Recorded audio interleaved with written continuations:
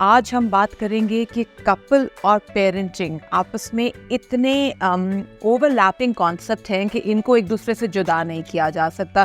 तो जहाँ मैं पेरेंटिंग की बात करती हूँ वहीं मेरे लिए इम्पॉर्टेंट होता है कि कपल की हेल्थ कैसी है आपस में। एक बेहतरीन ग्राउंड बच्चे को बगैर किसी मेहनत के मिल जाता है अगर मियाँ बीवी का रिश्ता हेल्दी हो, रिस्पेक्ट बेस्ड हो और दोनों के गोल्स एंड कम्युनिकेशन हेल्दी हो, रेगुलर हो।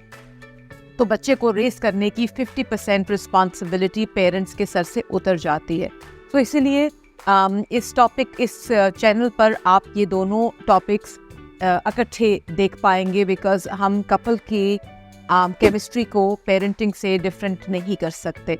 सो यहाँ पर बहुत ज़रूरी है कि हम बात करें कि जो पेरेंट का रोल है वो एक गार्डनर का रोल है, मतलब एक माली की मेरा ख्याल है कि इसको बेहतरीन तशबीह पेरेंटिंग रोल को गार्डनर या माली से दी जा सकती है। बिकॉज़ वो पौधे को पानी तो देता है, सूरज का ख्याल करता है, खाद का कोशिश करता है, गोडी करता है, हर रोज़ उसको आकर देखता है, कीड़ों से बचाता है, उसमें खाद डालता है, उसको काटता है जब ज़रूरत पड़ती है, उसके इर्द गिर्द पत्थर लगाता है। लेकिन उसका इसके बावजूद फूल के रंग, किस्म, शेप पर कोई जोर नहीं होता। तो पेरेंट का भी काम ये है कि बच्चे को हेल्दी इन्वायरमेंट दे, उसको सेफ फील कराए, उसको गुडनेस से करीब रखे, उसको इनसिक्योर और अनहेल्दी इन्वायरमेंट से दूर रखे, उसको आशना ना करे इन गलत चीज़ों से। पर वो क्या निकलते हैं, कैसे बनते हैं, इस पर उसका जोर नहीं है। सो आप ये समझें कि आप एक माली जो शायद तालीम में आपसे बहुत कम है, उससे ज़्यादा अक्लमंद होने चाहिए एज अ पेरेंट। वो इस खौफ से कि फूल पीले रंग का निकल आएगा, पीला रंग मुझे पसंद नहीं, या इसकी शेप जो है वो गोल हो जाएगी, वो तो मैं नहीं चाहता, तो क्या वो पौधे को पानी देना बंद कर देता है? वो एक जिंदा जानदार चीज़ को पैदा करने के लिए हर पॉसिबल चीज़ कर रहा है, हर पॉसिबल एक्शन ले रहा है। और पेरेंट जहाँ पर बच्चा डिसोबीडियंट हो गया, जहाँ पर बच्चा थोड़ा सा मुश्किल हो गया, तो आप जब एक बच्चे को लान तान कर रहे हैं या डिस्करेज कर रहे हैं या उसको ये शो कर रहे हैं कि आप उसकी वजह से डिसअपॉइंटेड हैं, उसका नुकसान तो यकीनन है। मैं आपको गारंटी करके दे सकती हूँ, मैं आपको कोरे कागज़ पे साइन कर देती हूँ कि आपके गुस्से का, आपकी डिसअपॉइंटमेंट का, आपकी डांट मार का उसको कोई फ़ायदा नहीं है। सो इसके बावजूद कि उसका फ़ायदा नहीं है, हम वो क्यों करते जाते हैं, ये पैटर्न हम ब्रेक क्यों नहीं कर सकते? क्योंकि ये आपकी नीड बन गया, आपने बचपन से ये सीखा है और आप इसका देखकर, नतीजा भी देखकर आप इसको चेंज नहीं कर पा रहे। सो प्लीज़ मेहरबानी फरमा कर कोशिश करें कि बच्चा अगर आपको मजबूर कर रहा है कि आप गलत बात करें, तो वो आपसे चाह ये रहा है कि आप उसको ये यकीन दिलाएं कि वो एक बेहतरीन इंसान है, आप उससे मोहब्बत करते हैं, आपकी मोहब्बत कंडीशनल नहीं है, वो कुछ भी कर ले वो आपसे मोहब्बत ही लेगा, वो आपसे बुरा लफ्ज़ अपने बारे में नहीं लिखा सकता। सो आपका जो बच्चा है वो आपकी कंट्रीब्यूशन है सोसाइटी को। हम सब इतने अमीर तो नहीं कि हम सोसाइटी के लिए मस्जिद बना सकें या कोई सड़क बना सकें या डैम बना सकें। सो एज अ नॉर्मल इंसान, हर वो इंसान जो एक शादीशुदा रिश्ते में है, वो अपनी कंट्रीब्यूशन सोसाइटी को एक हेल्दी बच्चे के तौर पे करेगा, जो बाहर निकल कर अपने फ़राइज़ का ख्याल रखेगा, गलत काम को सपोर्ट नहीं करेगा, उसको डिस्करेज करेगा, हर बंदे को उसकी ड्यू रिस्पेक्ट देगा। सो ये एक ऐसी कंट्रीब्यूशन है कि अगर हम सब अपने तौर पर शुरू कर दें तो पाकिस्तान एक बेहतरीन जगह बन सकती है, ये दुनिया एक बेहतरीन खूबसूरत जगह रह सकती है।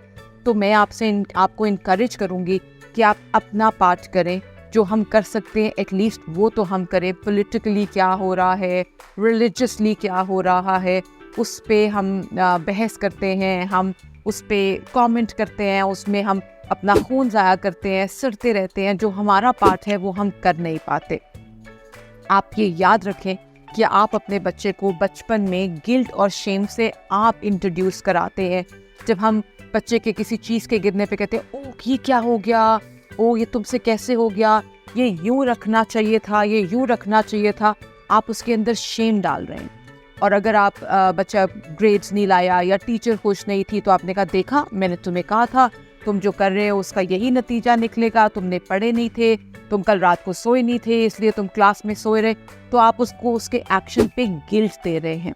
6 साल की उम्र तक आपने बच्चे को उसके एक्शन के कॉन्सिक्वेंसेस नहीं बताने, नताइज नहीं बताने कि जो ये करता है तो उसके नताइज ये होते हैं।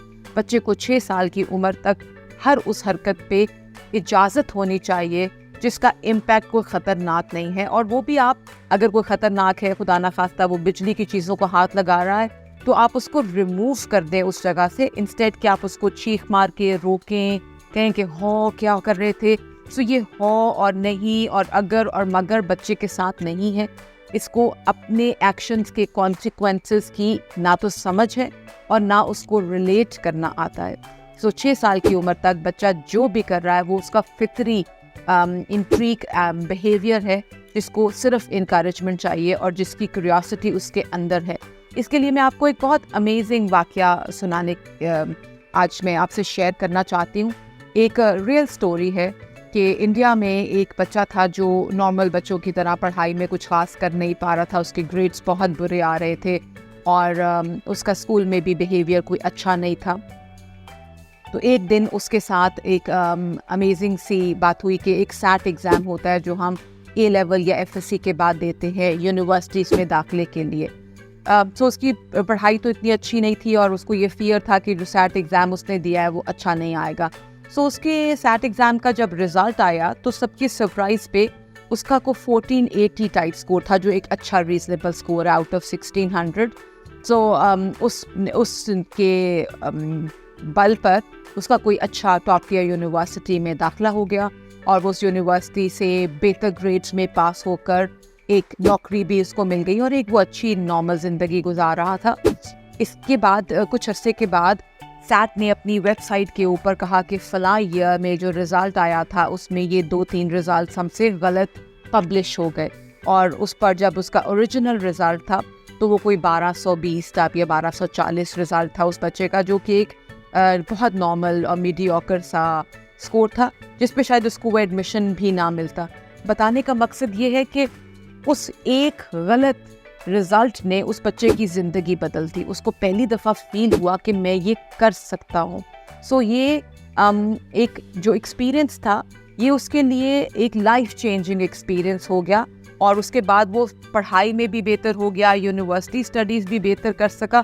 तो ये जो लेबल हम बच्चों पे लगा देते हैं, ये जो स्कूल्स एंड कॉलेजेस में बेधड़क हम बच्चों को नालायक और बिच back benchers and not performing का स्टेपल लगा देते हैं, ये उनकी अपनी एबिलिटी ख़त्म कर देता है।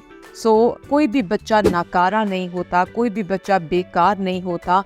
ये सिर्फ हमारे स्टैम्प्स एंड लेबल्स हैं जो उसको चेंज ना होने पे मजबूर करते हैं, क्योंकि उसको लगता है कि मेरे साथ ये जो स्टिग्मा है ये अटैच हो गया और अब मैं इससे बेहतर काम नहीं कर सकता।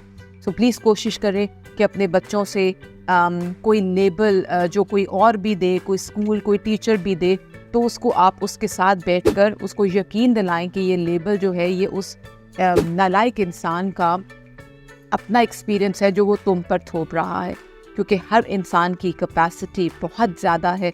काश हमें हमारी कैपेसिटी पता हो और काश हम अपनी अगली जनरेशन में से उनकी बेस्ट कैपेसिटी निकाल सके।